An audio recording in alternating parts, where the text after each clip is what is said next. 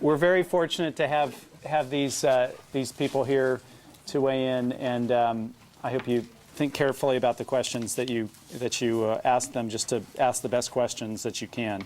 I'm going to ask them each to please introduce themselves a little bit, just make some brief comments about their situation, and then we've got some questions prepared, and we will go through and give each one a chance to lead the answer to the question, but then also give everyone a chance to answer it, and then we'll leave 25 minutes or so for questions from you all here in the class, and then the last 10 or 15 minutes for closing statements from each of the panelists. So without further ado, please introduce yourselves. Great. So I'm David Kennedy, class of 98 here at the GSB. When I left here, I went to management consulting, which I'd done a little bit of prior to business school as well. I'd also had some operating experience, albeit quite light, before business school. After 3 years, I did a search fund with a partner of mine, a gentleman called Mike Smirklo, who's not here. We bought a company called Service Source. It went pretty well. We ran it together, and Mike is still the CEO and chairman there now. We ran it jointly for about 4 years, and about 3 years ago, give or take, I stepped back from that in a kind of minority recap deal and took a bunch of my chips off the table. Took some time off and then founded a private equity firm. So I've kind of been on both sides of the equation here. I've been the search funder, and I've also, sort of sat on the side of the private equity guys who have dabbled a little bit with the sponsored search idea without prosecuting with great vigor. And that's where I am now, a firm called Saren Capital, which I founded with another GSB grad of 98. Yeah. Sean. Sean Callahan. I also was 98 out of Kellogg. I was an operating consultant for about 3 years before Kellogg. Then went back, did a dual degree program in it was engineering management and business, similar, I think Stanford has one as well.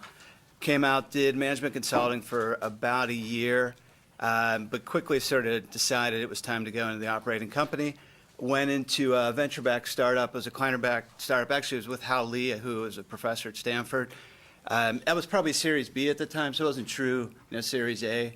But got a good experience there in a growing company. Then stepped out, went to Oracle, and spent about 4 years there. I guess about 3 years. It just seemed like 4. And then I left and went to Business Engine, which was another venture-backed company, but it was probably Series C at least by the time I joined. So it was more of a mid-sized company and growing. Had a role of, I was running our sort of sales and business development, and then became the GM of international operations. When the then CEO who was a very, very persuasive gentleman, convinced me that it wasn't in that bad of shape. And so he was definitely persuading me, because when I got there, it was. But it was a great experience. Lived in London for a couple of years, got the international operations in better order. The company overall, we had a good turnaround, made us appealing, sold the business in February 2007. I had an employment agreement there until about August of 2007, so it gave me some time to think about what was next, and that's where I started thinking about what we're talking about today. And so when I got back to the States, sort of had teed up, the normal rounds of discussions, and sort of looked at taking another GM role. Ultimately ended up going with Alpine Investors as a executive in residence, or you guys call it sponsored search. And so we acquired Y Lighting. I was there for about 11 months before it was acquired. We acquired it on September 5th, 2008. It's sort of high-end modern retailing, if you guys are in the mood for lights or furnishings. About a week before Lehman imploded. So I think some of the things we should talk about is when that investment thesis doesn't turn out to reality, the type of experience you want to have in hand to sort of help you guide through that. Been there for about a year, love it, and happy to be here. My name. I should note that everybody has seen your resume, so if they've prepared for class today, which I'm confident 100% of the people have, well, I'm serious about that, so you can be confident of that. I'm very trusting, so I'll be pithy. I, like David, am from Dublin, Ireland originally. Like David, followed him to Russia at some point in time, and then, of course, followed him over here. And then I met him. And, of course, Ireland being a small country, we know some similar people. I did a search fund coming straight out of school, looked at doing some other entrepreneurial stuff, did talk to some folks about the sponsored search, and ultimately decided to go the search fund route with a partner. And we've been operating the business for close on 5 years. And one of the interesting things, like many search funds, our buyout has somewhat morphed into a startup.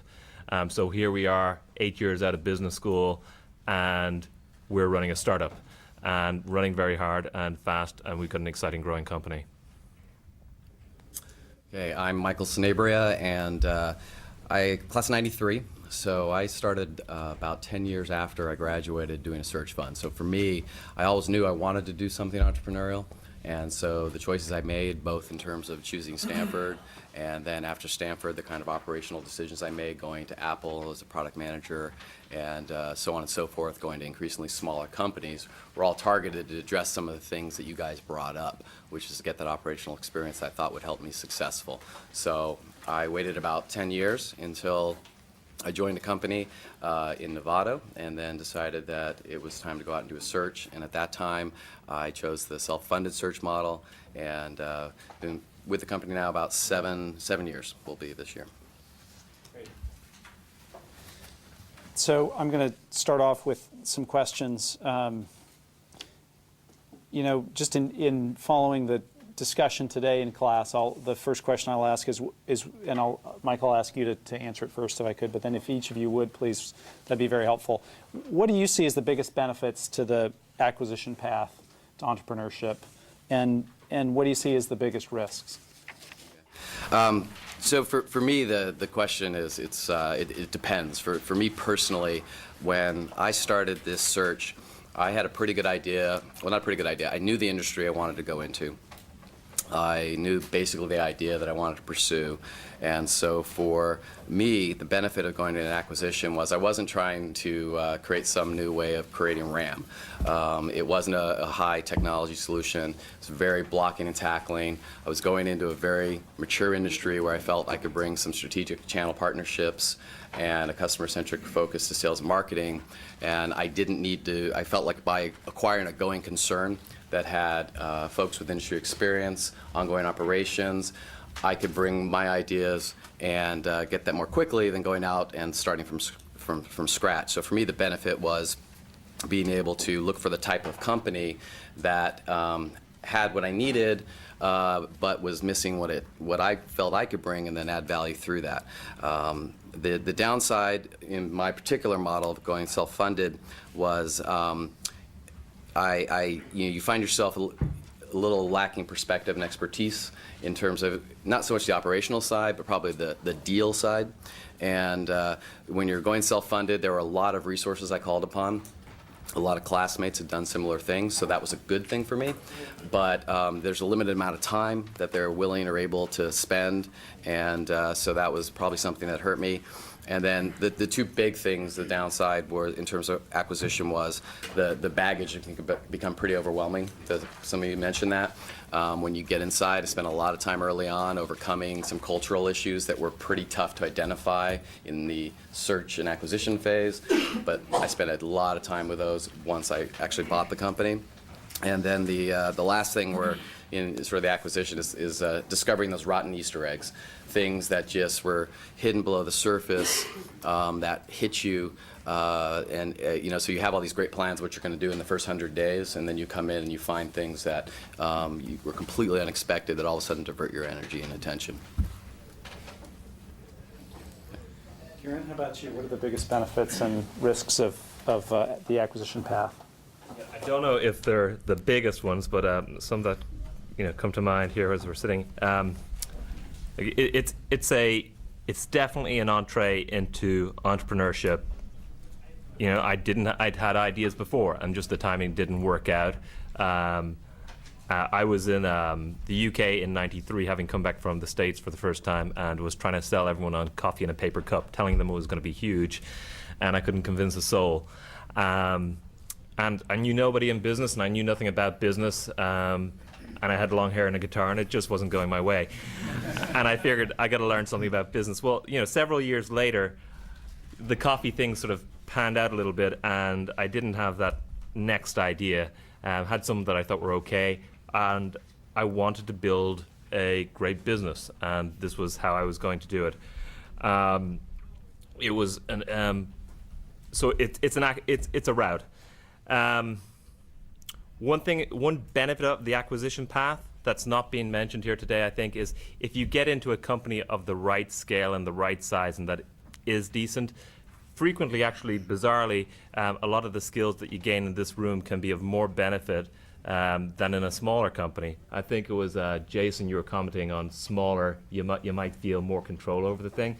But if you get into a larger company, I frequently think you might have some decent management under you who can look after the day-to-day tactical, and you may be of some benefit in thinking through strategic issues, which people in this room are more teed up for. I saw in Michael's write-up that he suffered, like I did, from not having decent management under us. So you're dragged into the tactical. So I think actually acquisition path, if you get into the right sort of vehicle, it can really tee you up. It's a great model if you get a good company, but that's a big if. Biggest risks, been mentioned several times, you're inheriting someone else's problems and someone else's team and culture, which aren't necessarily positive things. If Dave Dodson, I remember impressing this upon us, if you get into a bad industry or an industry where the tide just isn't going the right way, that's just not fun. You can push against the tide for a while, but if the industry is not going the right direction, it's tough. And then finally, the biggest risk, I think ultimately, is time. You can spend a lot of time just not moving quickly enough. I think it was Jessica talked about, figure out if you're going to fail or not. If you're in a bad industry or you're in a bad company or if you're going to fail, I'd like to do it a lot faster. One of my mantras in the company now is, let's move faster, let's fail faster. Talking to the salespeople, get no's faster, speed up that sort of what's going to take place. Thank you. So a little bit of, again, I'm going to start with Michael's. It depends. I think that's the great thing about this class is it's not right or wrong, but we're going to tee it up for you. The why I acquired personally versus founded is, I took a lot of the entrepreneur class when I was in school, did new product competitions, really loved the idea of starting my own company, but I never had a killer idea. I think if I had a killer idea that I really had passion about, maybe I would have taken that route, but I didn't. But what I did have passion about was creating an organization that could be lasting, that could really, really grow. And so I love the idea of setting a vision, getting a team aligned against that vision, and really growing that business, which is going to make you, successful, I think, in business. But it also just, I have passion about doing that, which you brought up about. So very much so that can happen in any of these three models. And for me, that was one of the criteria, because I don't want to spend 7 years of my life on something I don't have passion about. I think life's definitely too short for that. But again, why do the through acquisition versus startup? I do enjoy, because of that, I enjoy building off a base and having, as it turns out, there wasn't a whole lot of vision when I, got into the company. Even though it was a $3 million EBITDA business, good sized business, didn't mean it had a good vision. It meant they did some things right. It didn't mean they had a management team, as it turns out. They didn't. But there's a lot of things you can work with, and so you get to work those tools if you're if you feel good about the management skills. So that's been great. I mean, and just the idea of you get to go through the process of trying to find a company buy. Learned a lot there, even though I had done that a few times, but for a company, not really, which I was going to end up running. Learned a lot of things through that process, which I'll take with me through the rest of my career.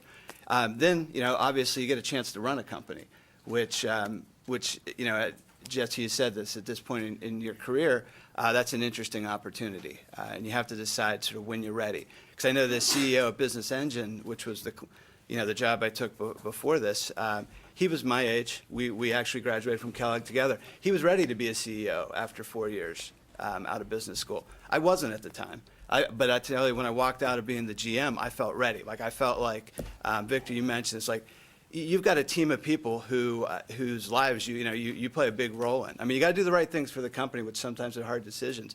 At the end of the day, I wanted to feel like I was ready to lead that before I was going to take that on.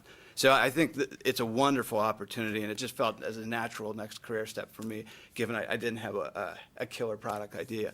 The risks, we've talked about this before, but I think you could spend 2 years looking, let's say towards the tail end of that, you close the deal, 4 or 5 years running it, and let's say it's a zero, it's a donut. I mean, great personal life experiences, but if you're 7 years out of business school and that's your post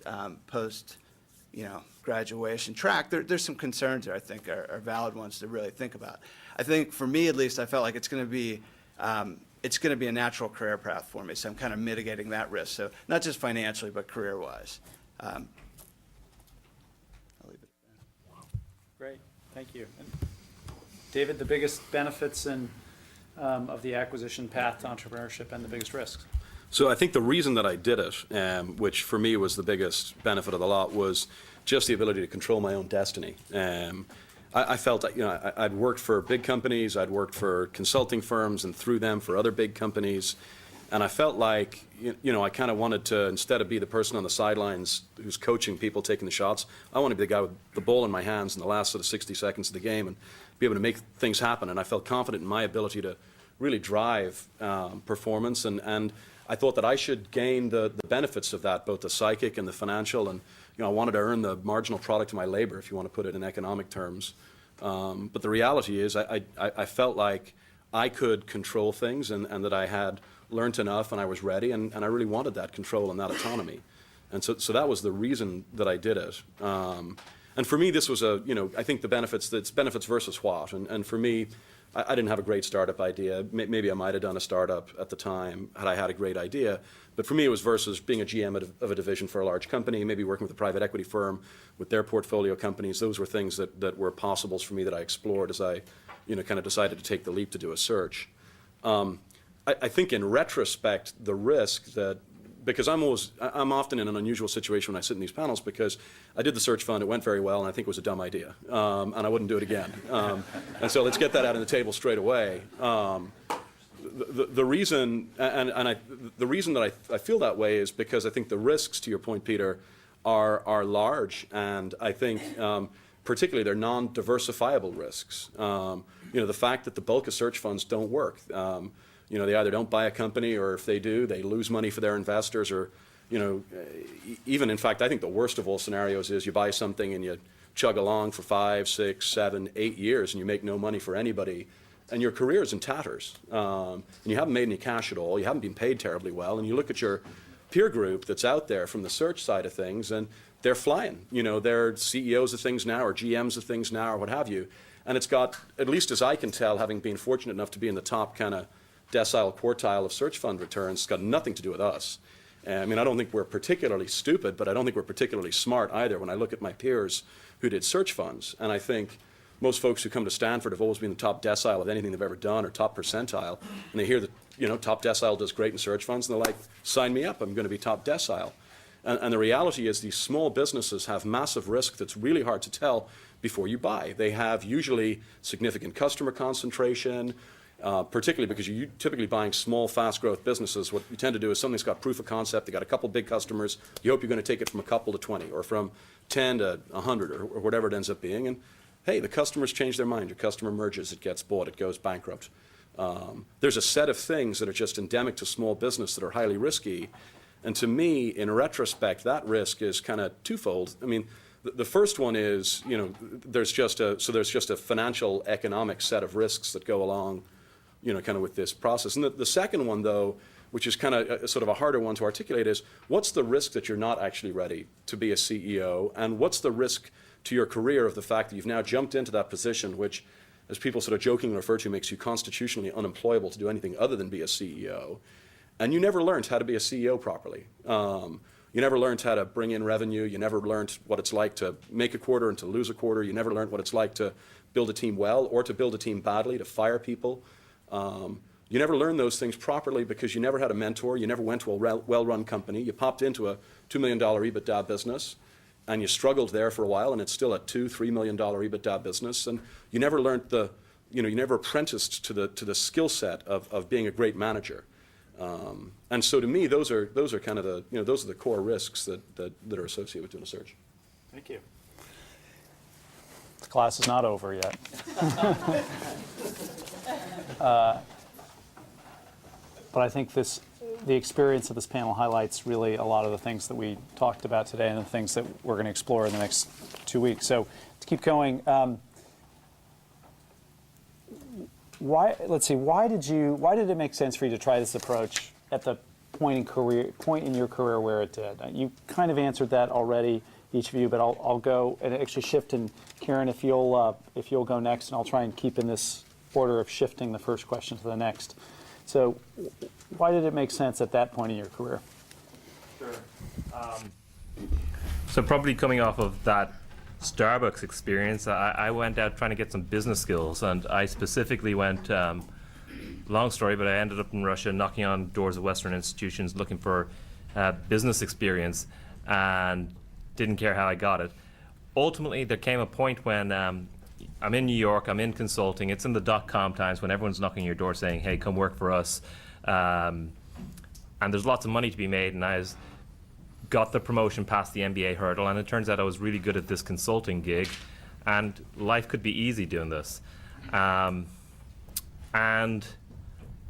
it wasn't what I wanted to do. I wanted to go build companies. And I think Sean sort of described it pretty well. It's this personal fulfillment, and that's what I wanted. And part of it had come through that Starbucks thing. Part of it come out. I grew up in Dublin when it was huge unemployment. I think 18% was the typical. Where I grew up, lots of unemployed fathers, and I say fathers because typically the mothers weren't working until the father got unemployed, and they'd go looking for a cleaning job or something. And I knew from the factories where my parents worked that good managers could make a huge difference.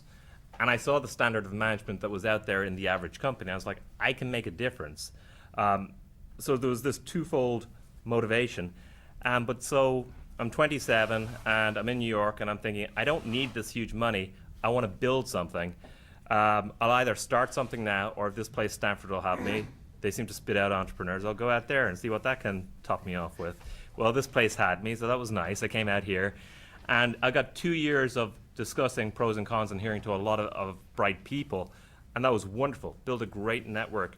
But ultimately, I was ready, and I was chomping at the bit, and I did believe there's a lot that I just didn't know.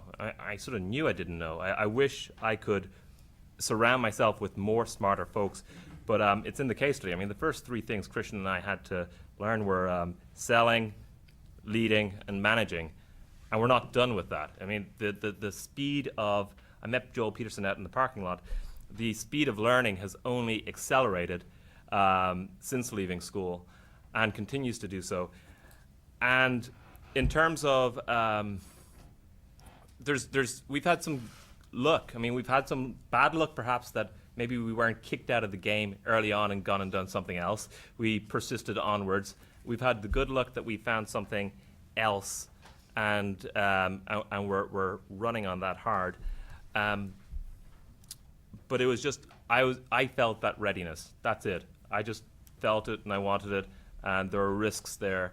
And those risks are pretty subjective, because I think David's right that looking at your peer set, that green-eyed monster can really chew you up when I compare myself with the couple of classmates who are driving the Lamborghinis from the choice of cars in the big parking lot at their house. And there are some of those guys. But that's not what I want to do. I want to build something. So that's why. What about you, Sean? You talked a little bit about how you got in your career to that point. Is there anything else to why you picked that point versus another point in your career to do it? So I felt ready in my gut that it was time that I could lead a company successfully, versus being a GM, which was a great training, but it is different when you don't have that CEO to sort of go to, and sometimes to tell you can't do things when you were like, because now, you still have the board. By the way, the board can be positive even in a sponsored search. Hopefully we'll have time to talk about. But I was ready, and so I didn't feel like, frankly, it was as big of a risk as it would have felt to me before. And we can talk about why. We'll talk a little bit about that later. But David hit on a lot of the points. It wasn't the strategy experience. There's a lot, I'm sure everybody in this room is very, very smart and probably pretty strategic thinkers. It was having a number, having to hit that thing every quarter or not hit it, figure out how to conjure up the revenues to hit that, right? Build a team. It was that kind of stuff that really, I felt comfortable in my own skin at this point managing people. And that's what gave me the confidence. It wasn't that I could outthink the next person. David, you said you sort of felt ready too. You were just prepared to. Would you add anything to that, or? Yeah, well, I think in retrospect I wasn't. I thought I was, you know, and so the way that I think about timing is I think that this is an inherently kind of risky thing, and so if you're going to do it, that's fine. You're going to take on risk. It's like everything else you do when you take on risk. You then work out how do you minimize the chances that things will go badly. And also, if things do go badly, you know, kind of hope for the best and plan for the worst. That's what CEOs do all the time. And sort of given that, I would do it, if I were doing it all again and wouldn't want to do it, I'd do it when Sean did it. I'd do it having been a GM somewhere. I'd do it having had all of that experience, because I think you're far better off. We screwed up a bunch in the first couple of years because we were learning how to do the job. And in retrospect, that didn't kill us. It certainly probably left some money on the table, but it didn't kill us. But I'd be far better off having done it, having had some sort of general management experience. And then secondly, as I said, I think if it all goes pear-shaped, which can happen, you need an exit strategy. And I think to the extent that you have built a brand and you've built a set of skills and a network through having a strong operating career prior to doing it, you're in far better shape than you are when you do it sort of straight out of business school, or I did it, business school plus McKinsey, which is, it's a little bit better than straight out of business school, but I think not a lot. And so, at some point when that fails, if you've, tried to buy something and you finally buy it, and to Sean's point, you're like 7 years in at some point, you're no longer kind of somebody who worked at Goldman Sachs and TA Associates and has a, Stanford MBA. You're now just some guy who, kind of ran a company kind of badly for half a decade and, has spent 7 years of their career making no money for anybody. And I think you want something to fall back on, and preferably that's a really successful GM experience prior to doing it. Is your comment about 3 years at McKinsey not being much different a comment on the nature of the work? It is. Look, I had a great time at McKinsey. I think it's a fantastic firm. It's a wonderful consulting experience. I'm totally with Sean. What makes a difference in being ready to do this stuff? It's having to bring in a number, and it's having to manage a team of folks, and it's having to hire, and it's having to fire, and it's the things that general managers do all the time, and you don't learn at business school, and you don't learn in consulting. And I think that set of skills is just, it's invaluable, and it's just hard to do any way other than through apprenticeship, I think. Michael? So it's clear we're all in violent agreement about the operational experience and managing people and all that stuff. So what I'll focus on instead is what was key for me after 10 years is I had a much better perspective and idea of what I wanted. And so in part why I chose self-funded versus the traditional or sponsored model, I had a pretty clear idea of the end game. And for me, the end game wasn't to buy a company, flip it, and retire in 5 years. I'd gone through, I graduated in '93. Little something called the Netscape browser was launched around that time, and I lived through that entire boom and bust. And to echo what David said, I saw a lot of really smart people make nothing out of it, and I saw a lot of really not so smart people pick the right company at the right time and make a lot of money. And it kind of there wasn't any rhyme and reason around how hard you worked. There was a lot of timing. There was a lot of luck. And so I had a pretty clear idea that now my end game, my time, I knew what I wanted, and it was I wanted to go out, buy a company, build a company, and I expected and fully expected that was something I was going to be with for 15, 20 years. My goal was to generate income. My goal was to get it big enough to kind of step back and just play a strategic role day to day, but still stay engaged, because after 10 years, I realized that was still important to me. I can't conceive of a world where I just retire and do nothing. I want to stay engaged. I want to be, still stimulated by something important and meaningful that I've built. So for me, what was key is I had a very clear idea of what I wanted and what I expected to get out of it, and so that's what made it the right time for me. Thank you. The next question I'd like to put to you is, and Sean, I'll start with you, is how did you attract your investors to your search fund? In your case, I guess, was Alpine, so it was different, but they didn't just magically appear. How did you attract them? And then I'll ask the others. So coming out of Northwestern, and even after that, I wasn't, I guess, aware of the entrepreneurship through acquisition, the search fund. So I just knew what I was trying to do. And so when I knew I had that 6 months after we sold the company, I started reaching out to people I knew back in the States. And, I knew I wanted to be at a growing company like mid-size, not venture capital. I'd worked for 2 venture-backed companies, and that wasn't for me. So I just started whittling down the private equity firms that I thought sort of were investing in middle market companies that were in sort of the criteria, the type of company I'd like to work with. That's how I went about it. I also looked for GM roles. I got to hedge my bets because I was bringing home a wife, a kid, and a dog.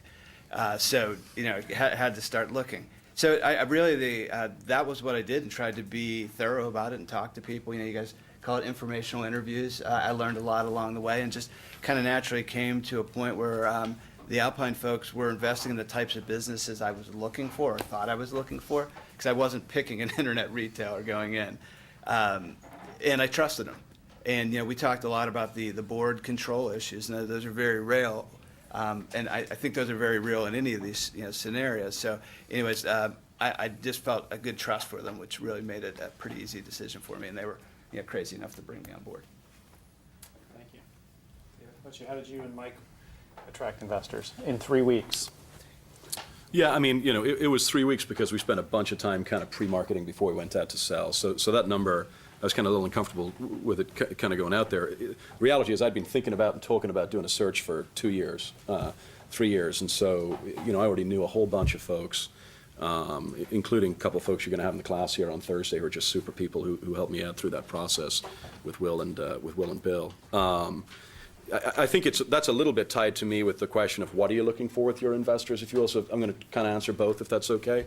I liked the sort of set of things we had up there, but particularly the fact that dollars is first is pretty important, and it should be first, second, third, fourth, fifth, and then somewhere around 60 you can start talking about other things. What we ended up doing was we sort of decided, first of all, we built a list of, I think, literally 200 people that we thought might plausibly be search fund investors for us. Then we worked through who had real deep pockets. And for us, that meant that they would be prepared to put of the order of $1 million in cash into one single deal, because we wanted to have the ability to put $15 million in equity, and we only wanted to have 15 investors. And then we kind of rank ordered them based on kind of 2 criteria, one of which was how well do they know the search fund and comfortable will they be in investing in this model, and the other one was how well do they know us. And folks that were both, so who knew us well and who understood this model, we prioritized first, and we quickly got 5 of those folks who all had deep pockets. And again, some of this was, I'd been talking to some of these folks forever. I'd worked at a company which was a search fund company, a very successful one, and the 2 founders were both sort of prepared to sponsor me through my search effectively, make introductions for me. Mike, similarly, through his career, had done some fantastic things for a couple of very wealthy, highly respected deal people. They wanted to back him. And so suddenly, within a couple of days, or pre-launched, if you will, we had 5 of the 15 taken with folks who were real name investors, who had real money, knew us really well. And so it meant a lot when we go to other people and we say, it's X. And they know who X is, and they know that X knows us really well. And that just made it so that much easier. When you get both of those cross-sections of know you and know the search, and they're well-respected people as well with sort of deep pockets. And from then on, it just sort of, it quickly ran through. From each of those folks that said yes, we sort of said, hey, can you suggest another set of folks that you think would be truly great investors? And so we went down it like that. The other thing that we did was we were very careful about trying to make sure that we had no concentration of power in our search fund. And there's a theme that came through the class that I'm sure we'll talk about in a second, which is control and autonomy on the one hand, and then the flip side of which is support and involvement from an investor on the other. Mike and I were decidedly on one end of the extreme that said we want to be able to control our destiny entirely. And that means we want a completely fragmented set of people investing in us. We don't want anybody who's going to actually own more than one unit, and we don't want anybody who's going to be able to drive the decision of whether or not we buy the company. If we like the company, we want to be able to force it through. And so the private equity funds, for example, that might plausibly have invested in us, and there were a few, we talked to when we were basically already sold. That way we had relationships such that when we found the company, if we had a gap, we could go back to those private equity funds and raise the slug of $4 million or 5 or 6 or 7 or whatever was required to finish off the acquisition. And we'd formed relationships with them that were solid from that perspective. We didn't have to, talk to them, we'd only 3 units sold, and then subsequently tell them to get lost. We told them, hey, we've only got 1 unit left, might you be interested? Oh, terribly sorry, somebody else just took it. And that was kind of the order in which we sort of thought about it. So we were very thoughtful around the order in which we hit up those sets of folks. Thank you. I was looking, again, I was doing very specific industry research, and so for me, I was looking for investors who brought one. I'm a manufacturer, so I was looking for distributors who could bring me sales. And so I went out talking to people that could actually invest in me and then turn around and have their companies funnel sales to my company. The second thing I was looking for was prior relationships. I had spent a lot of time dealing with venture-backed company boards and saw that what they don't provide, I have to smile when I hear some of the things you guys are looking for from investors, because the reality is they don't have a lot of time for you. They want the numbers. That's what they care about. They really can't spend or don't choose to spend that much time understanding your business, so you're not going to get a lot of insight out of them. So I wasn't looking for people necessarily who were going to provide operational experience or things of that nature, but I wanted people that had a relationship with me so that they went into the deal with a basis and foundation of trust, and then felt I could grow from there. So the one thing that you mentioned that I wish I'd done differently is probably a third really important thing would have been people had deeper pockets, because I chose people who kind of put the limit of what they would invest in any one opportunity. And then when I came back to them later with acquisition opportunities and I needed more powder, they really weren't there for me. It was kind of like, oh, let's see what we can do. Let's go to a bank. Let's try other avenues. And that hurt, because they were in the best position. They weren't unhappy with my performance. They weren't unhappy, or it wasn't they necessarily believing the ideas. Is sort of they had already given as much as they were willing to give, and I probably should have looked at that. Follow-on investment as a more important component of who I chose. So on the question of how we attracted our investors, when we went out looking for money, it was about a year after David went out, and we went out in June 2002. And since I knew of 3 search funds who went out summer of '01, we went out summer of '02. Well, clearly 9/11 had happened, and the Dow went into a free fall. So when we started raising money in the middle of June '02, the Dow was at 9.7. And by the time we closed our fund, it was at 7.6. So it meant that everyone who ought to have liquid assets to invest in us, we really had to sort of twist their arms and twist a lot of other stuff with some pretty brutal implements. But it was a classic sales process. And someone said here, what do you take away from the 2-year process, or that whole process of looking for money? I think it was Victor. No? Okay. What do you take away from the process of looking for money and then going looking for a deal? There's lots of skills. I mean, it's not the ones I wanted. Yeah, I wanted to get in and run a business, but we got really good at running a sales process. So, first of all, you got to come up with a value proposition. There's lots of people out there looking for money in this brutal time, so you got to come up with how you're different. And when you're going in front of a lot of people, your pitch really starts to hum.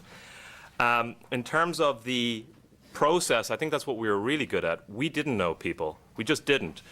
We got a spreadsheet and we wrote down 70 names when we started, and we actually wrote a white paper, and I think the CES has this. A lot of search funders who are looking for money today are passing this around, but we wrote down 70 names, and 9 months later we had 1,070 names on it.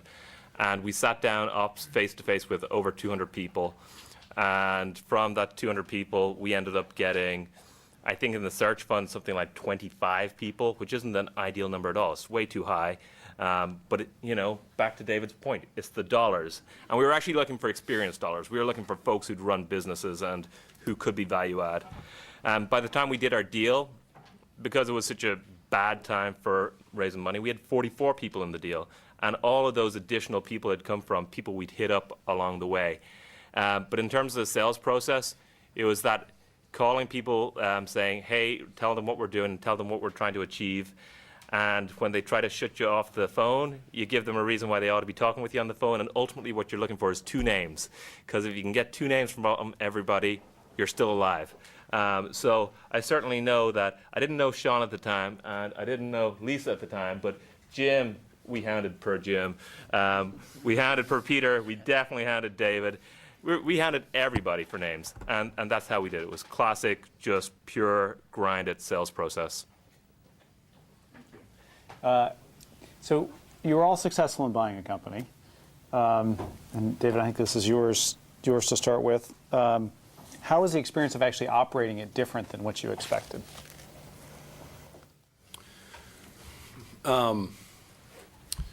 Well, I think in a few different ways. As I said, I think one of the things I discovered quickly was that I wasn't as good as I thought I was, and that there were a set of skills that I was learning for the first time. And as a result, we messed up. We messed up with some of our hiring, with some of our critical hires. We messed up in managing, I think, our sales process some. We messed up with some of our key accounts in terms of account management. And so I think, one of the first things I learned was the fact that there were a set of skills that we were missing. And so that was kind of different. I think secondly, we had, and this is sort of similar to the last conversation, but we had pulled together what I still think of as being a phenomenal board of directors for a typical search fund business. We had 4 smart, experienced, committed folks sitting on the board who had great alignment with us and were relationship type of people. And yet the board experience was a curiously unsatisfying one for us because kind of to what's already been mentioned actually by I think almost everybody on the panel, a set of folks who otherwise have careers and jobs and who are doing, important things and who are managing partners at firms or who are professors at the GSB or whoever it is, just had very limited time. And so you'd come into board meetings, we found, and very quickly it turned into, how did you do over the last 90 days? And we said, we did great. And they'd say, congratulations, do it again. And that was basically, that was kind of what our board meetings started to turn into relatively quickly. And again, that's not to knock our board because it was a fantastic set of folks, but what are they going to do? They're busy working the other 90 days, in the quarter. And one of the things that we did do was we took on a venture firm after about 18 months who didn't actually invest in the company. They just bought shares from some of the existing folks. And we did it deliberately to kind of raise the game. Not the quality of the board members, because I don't think the quality moved. I think it just stayed extremely high. But we now had somebody whose actual job it was that we do well, and who as a result came on sales calls and got to know members of our executive team a lot better and became somebody that you could talk to on a daily basis without feeling like you were being a pain in the backside by calling them. And so, I think those are kind of the two pieces. One, that we weren't as good as we thought we were and that we were kind of, ready to screw up. And then secondly, well, therefore you need assistance. We didn't really 100% get it from our board, and that's not to knock them. It's just, the difference between having a professional set of investors who have real skin in the game on what you're doing as opposed to folks who are doing it as a hobby was pretty marked. So they were. Can you give us one war story from early on of something that didn't, you said hiring, sales, key accounts? So, yeah, so I think the best one of the lot was we invested just a huge amount of time in getting a VP of sales. And for us, this was a company-making hire as far as we were concerned.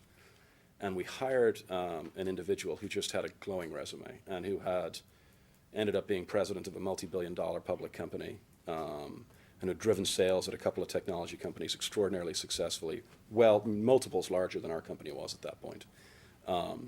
And we had to fire him within 2 weeks of hiring him for a variety of reasons I won't go into. And having agreed with our board that this was a key hire and having negotiated an unbelievable compensation and option package for this person, to have to go back in 14 days later and say, I'm terribly sorry, we screwed up and we've got to fire this guy. That was a pretty big one. Thank you. Thank you for sharing that. So, for me, it was the biggest deviation was I came from high tech. I came from an industry where my peers, the people that I worked for, the people that worked for me, had a minimum of an undergraduate degree. Many of them had advanced degrees. And so all that operational experience and supervisorial experience and all those things, that was great. But then for me, I bought a manufacturing organization where people were hourly, blue collar. It became a very different management experience. And so fortunately, I had the experience to kind of deal with it, but you're just dealing with a whole different set of issues, a different way to motivate people. It's very different to motivate people in my industry and than it was in high tech, where everyone had equity and shares and options and did all the right things for the right reasons.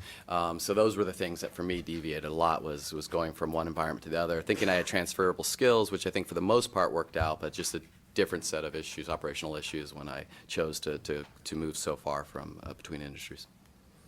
How about you, Karen? How's their experience very deviated from what you expected? From what I expected. Someone mentioned here they really wanted to manage people. Can't remember who that was. The bizarre thing is I meet so many business owners who are like, crap, I hate managing people. This is hell. Get rid of these people. It's bizarre. I never understood why search funders, like the guys who worked in private equity firms, would write down in their books one of their key ratios in sort of ascertaining the quality of a business is the revenues per employee. I'm like, who cares if it's 70,000 or if it's 700,000? The reality is it's a lot easier to run a business when it's 700,000 per employee than 70,000.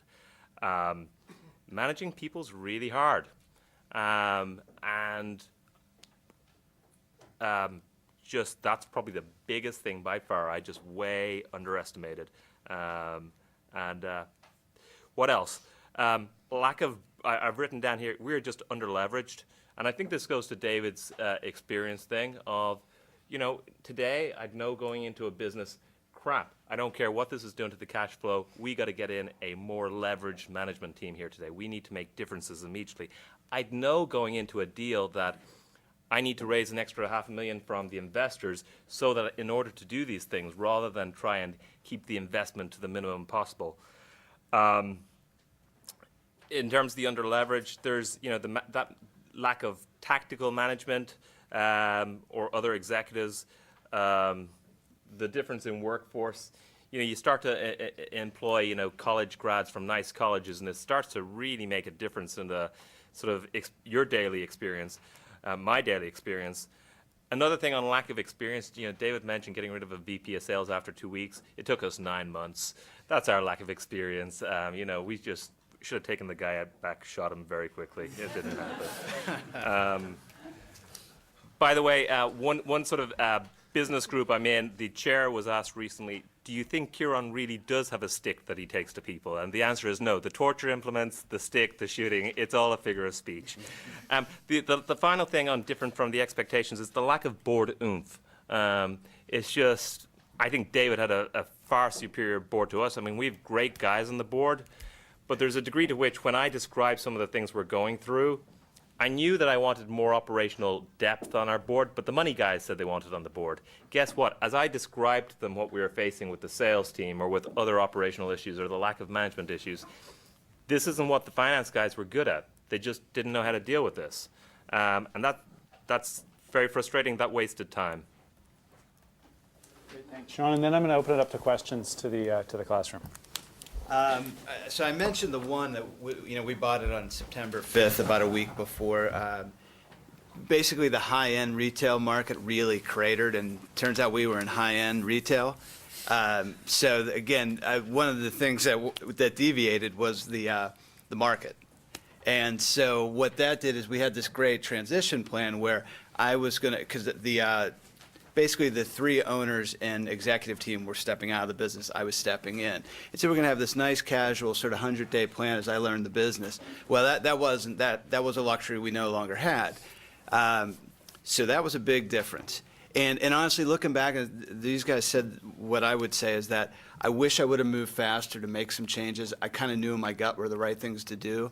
And I let them linger on because, for one reason or the other, you don't want to go and shoot the person who's been there forever. That could have an impact on the culture. But you know what? You knew it was the right thing to do, and you're looking like, I just lost 2 to 3 months where I could have been making forward progress.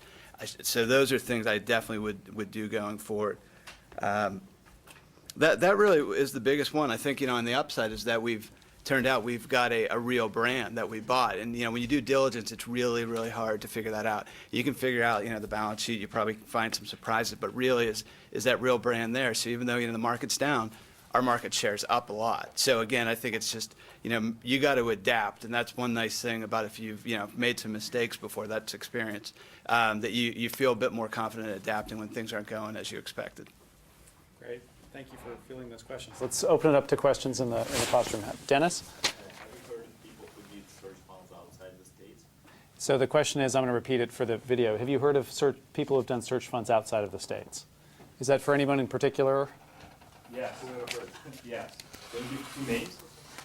I can come up with them. They're in my computer somewhere. But before we went out, there'd already been a couple of guys who were relatively successful in the UK, and since then we've heard from multiple folks who wanted to do it in South America and Mexico. So I can get you names.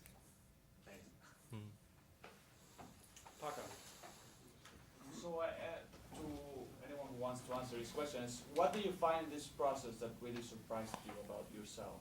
So that if you look back, you say, wow, that was me doing that? So something really positive? I think for me, I thought I worked hard, and I thought I had been under stress, working for VC-backed companies and all that. And, it went much deeper than I ever anticipated. And so, there were a lot of sleepless nights the first couple of years. And because I really had no choice, I couldn't just walk away. You stuck with it. And, I made it through. And I haven't had a sleepless night in a long time. And it's not that necessarily things are easier, but there is this tremendous hill you have to get over.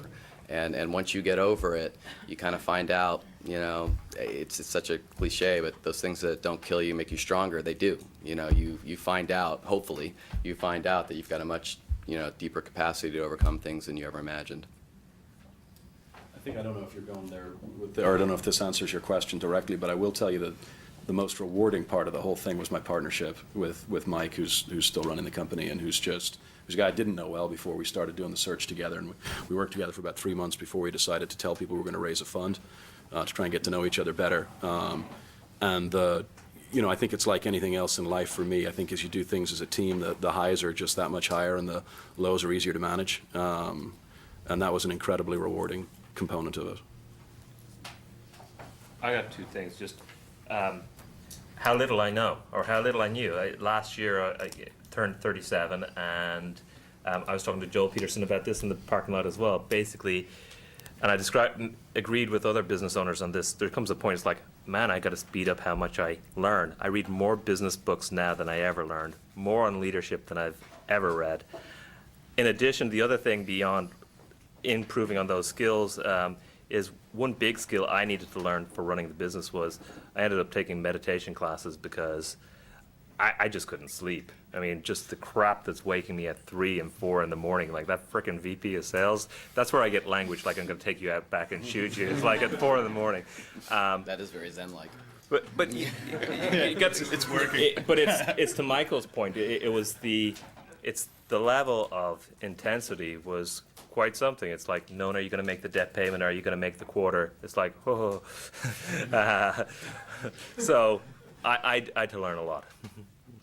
Just one quick one, because this is a great question. I think we're trying to change the culture and how people work at the company. And so every once in a while, you'll see that person is really leveraged. If they decide to jump on board, they make a comment where, like, all those things you've been trying to work on in different ways, because you can't just say directly. It's coming out of them, and they're being self-directed in a way you'd like it to be.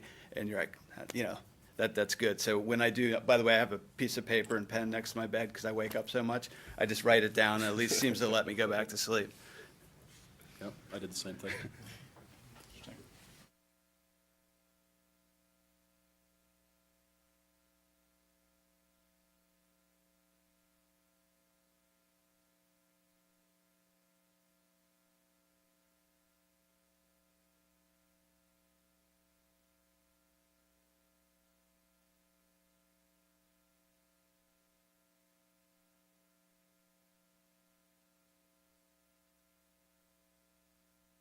Great idea. I mean, I did that somewhat, and where I failed on the execution standpoint, we've hit a lot, is I did it in a very undercapitalized way, which forced me to not move forward and execute on some of the strategic ideas I had. I mean, it specifically was I was going to go in and do things differently because I had a lot of experience in that industry, and I saw where people were, or I thought were failing. So I still think it's valid. It's going to take me longer to get there, and I would, if it do differently, would have followed Jim's advice and bought a bigger company, because as he told me, he says, Michael, it's just as easy to buy a big company as a small company. And so if I had approached it differently in terms of being better capitalized, gone in with a better management team, in other words, a better base, I believe I could have gotten there sooner to execute on sort of, building a better mousetrap, if you will. you have anything to say on people who? I think that you got to be careful with that idea. I mean, I think these are little businesses. I mean, really, to Michael's point, and events get in the way. You know, events, whether it's, you know, customers quitting or even signing up a new customer or employees quitting or what have you. And I think the idea of I've got a great strategy and now I'm just looking for a company to execute against it. Look, if it's a phenomenally powerful strategy, then I guess, you know, it can work, but I just think it can be dangerous. You know, you got to treat each investment as a, you know, it's got to wash its face on its own and it's got to grow on its own, and that's hard to do. So, you know, that's not to say, you know, look, if you think that there's a business where there's a set of interesting consolidation to be done or kind of a new set of products to be rolled out, that it can't be neat and it can't work. But I just feel like you need to know the industry extraordinarily well, and I think it's very easy from the outside to think that things are easy to do strategically and to think that people in the industry just aren't very smart and they haven't thought of it before. And one of the things that continues to astonish me is how incredibly bright people are that found businesses and build them from nothing to real businesses that are making money. And just thinking that you've probably got a smarter idea than them, a lot of the time you don't. There's a reason why they haven't done some of the stuff that's out there. So I just be careful, that's all. Thanks. How about you, Victor?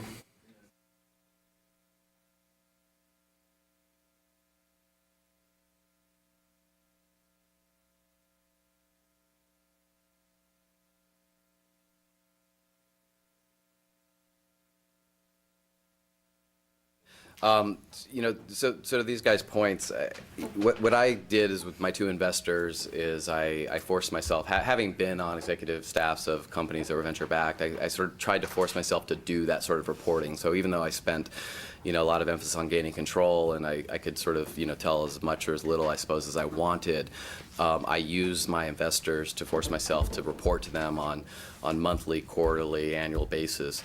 And so as much as I wasn't necessarily expecting to get a lot of wonderful insight out of them, I did use them as a gauge to say, okay, here are the results, here's my strategy, here's what I'm going to do. And it was a third-party validation, if you will. So ultimately, that's how I approached it. I tried to force myself to do the reporting and analysis that is really super difficult to do when you're battling with the day-to-day stuff. To just sit down and run a balance sheet and a P&L and analyze it and come up with bullet points of why you're doing something right or wrong is it's amazingly difficult to find the time.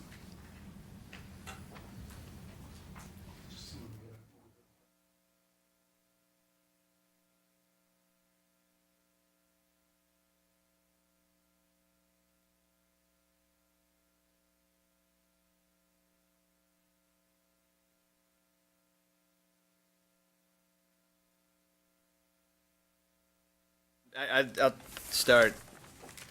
I was looking to buy a good company with excellent growth potential. So I wasn't looking to buy a rock bottom company at a rock bottom price.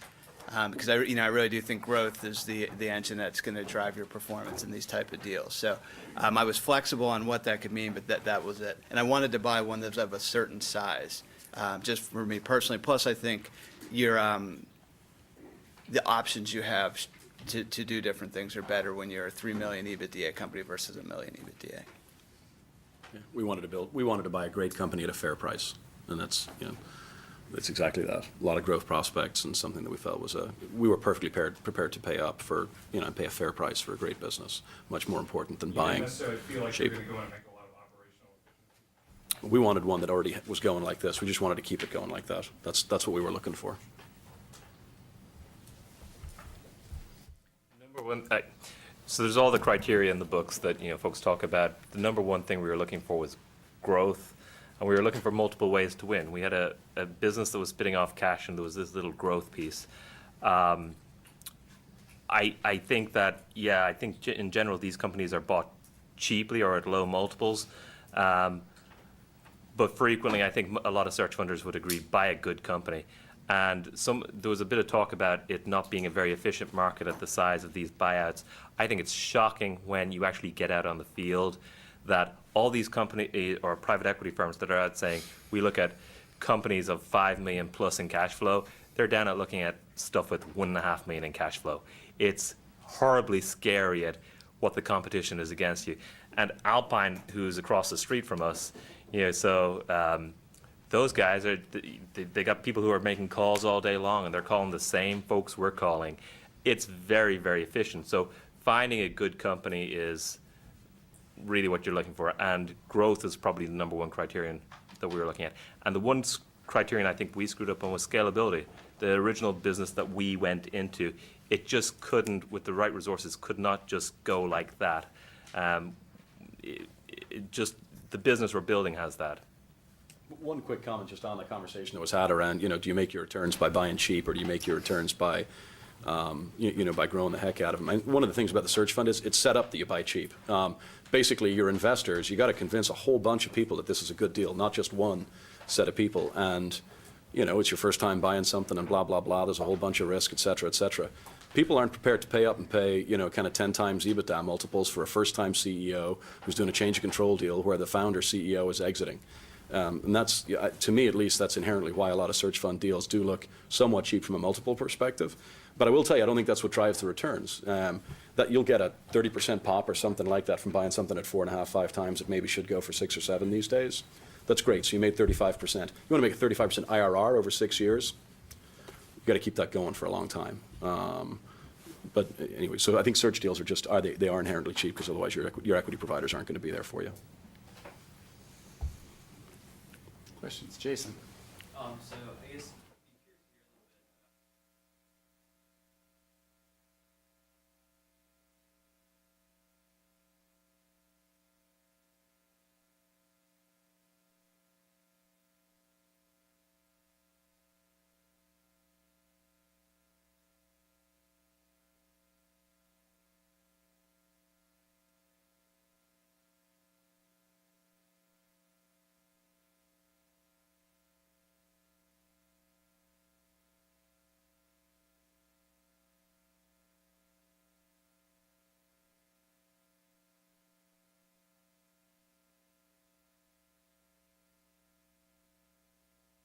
It is. I mean, honestly, just going back to the sleepless nights thing, doing it alone, I guess on the personal level, if your spouse isn't on board, don't do it. I mean, just it's not going to happen. I bought a company, conceived our first child. My wife started graduate school at UCSF. And we moved all within 12 months. And if it wasn't for my wife and her parents, just never would have happened. If I didn't have that kind of support at home, and the fact that I had an individual that came from an entrepreneurial family, and grew up with parents that had a deli that was open 364 days a year and didn't go on vacation with her because they couldn't leave the deli, and so she would go on vacation with aunts and uncles. I mean, she got it. She really did. And I'm so really, in retrospect, because it's not like I chose her for those qualities. I'd like to say I was that prescient. But honestly, interview your spouse. I mean, figure out if you're in a family environment that can do this, because I honestly, we never would have made it through without her personal makeup, and then the support of her family helping with the 2 kids that I now have a 5-year-old and a 2-year-old. And I've owned the company 7 years, so do the math. It's been impossible without them. So it would have been nice to have a partner. It would have been nice to be able to leave for a week and go on vacation.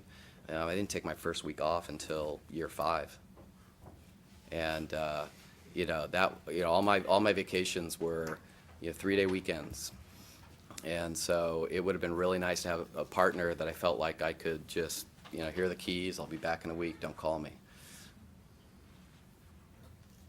Yeah, I think on the partner side of things, there are also advantages. I mean, to me, as I said earlier on, I guess, the key piece here is making sure, if you are going to take the risk, you got to make sure that you're minimizing it, right? So what are the, a lot of times what ends up happening is you just buy a business that frankly doesn't end up being as good as you hoped it was prior to purchasing. And so what are the things that you can do that can ensure prior to the acquisition, that you've done everything you can to make sure you've been honest and done as much diligence as you can.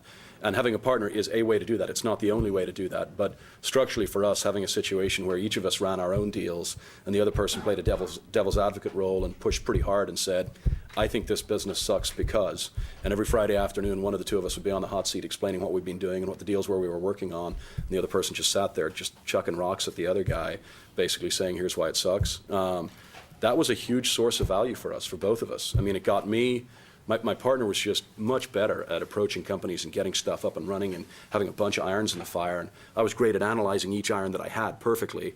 That was a total waste of time because the vast majority of the time nothing happens, right? You're really in the business of saying no when you're doing a search fund, right? You got to get through the no deals as fast as you can rather than the business of saying yes. And having somebody there who's efficient at helping you run through the no's and doing it quicker and more honestly was huge for us. There are other ways to do it, but that was a big deal. I think on running the business, it's great to have a partner. From an emotional and psychic perspective, it's great to have a partner. And the reality is, if it's all going to work out pretty well, you have less equity. You have less equity in some of these deals too. One sort of uber comment, I guess, in this thing is you should be doing absolutely everything you can to make sure the transaction is a success. That's the really important thing. Your share thereof, whether it's 10%, 15, 20, 30, it's just nowhere near going to matter anyway near as much as that it's a success and not a failure, or it's a home run and not a double. Those are the things that make all the difference in the world. And so my partner took half the economics that I took, obviously, and that reduced significantly, theoretically, what was available for us in the deal.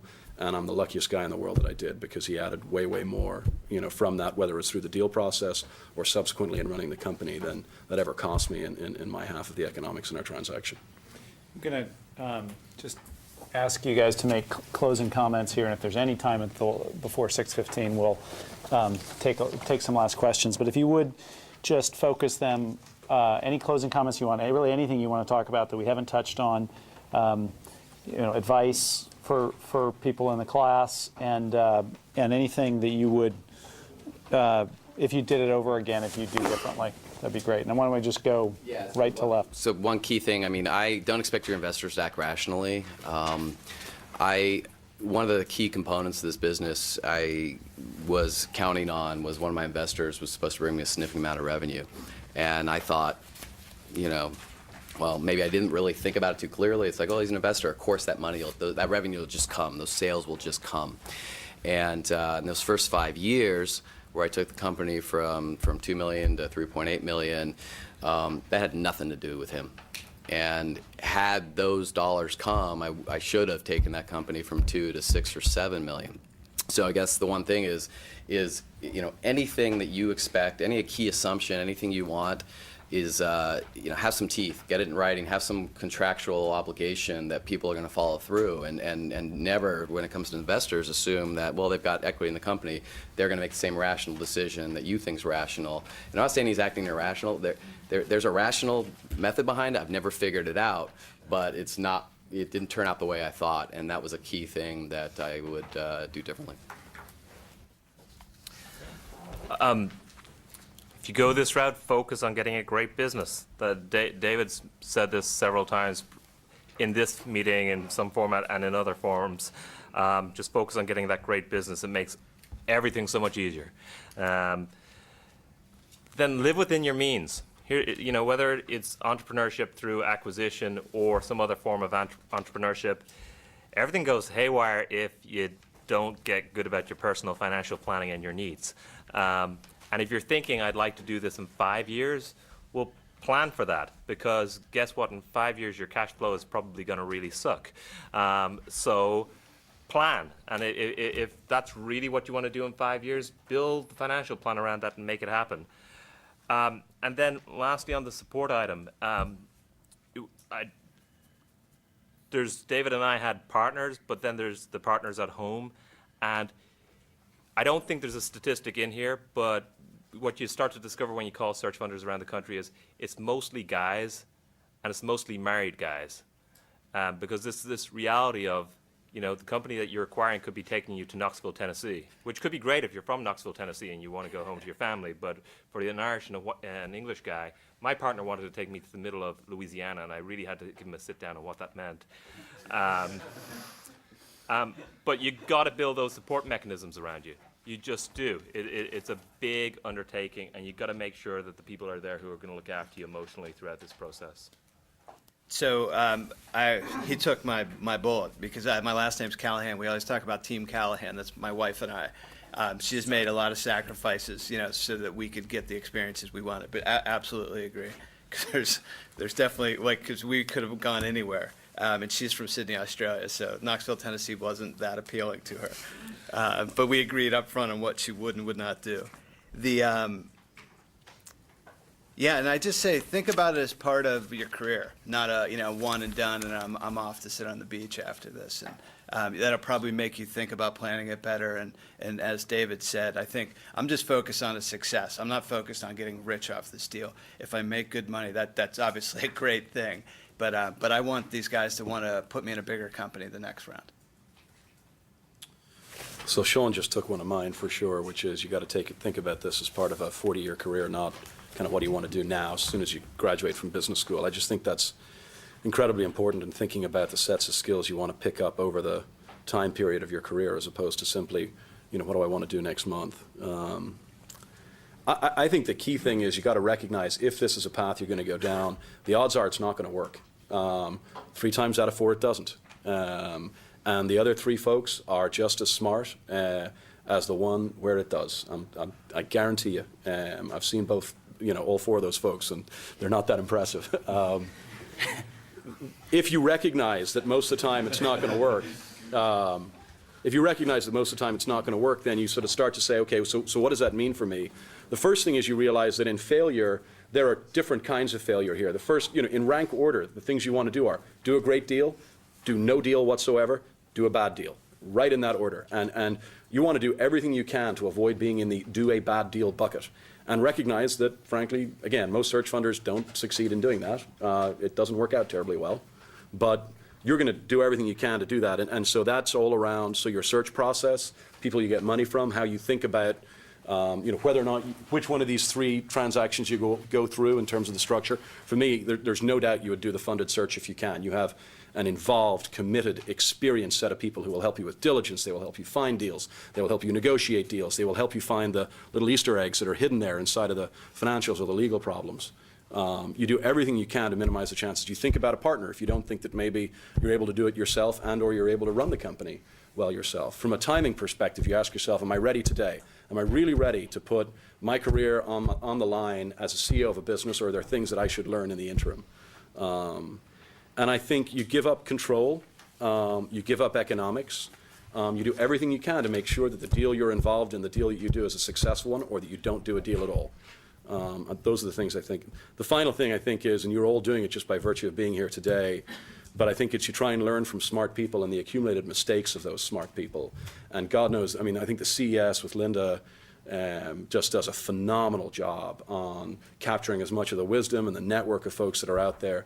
I think the fact that you can get folks like David and Peter teaching this class is just, it's one of the things that makes the GSB an amazing place to be at. That the accumulated wisdom of David and Peter in this process is extraordinary. You guys would be lucky to get time with them if you were thinking of doing a search fund. They're actually here teaching a class. The fact that Jim Ellis is here, what have you. There are so many smart folks that have made most of the mistakes that are necessary in this, and so be wise and learn from those people rather than try and be smart and make your own mistakes, if you will. Great. Thank you all 4 very much.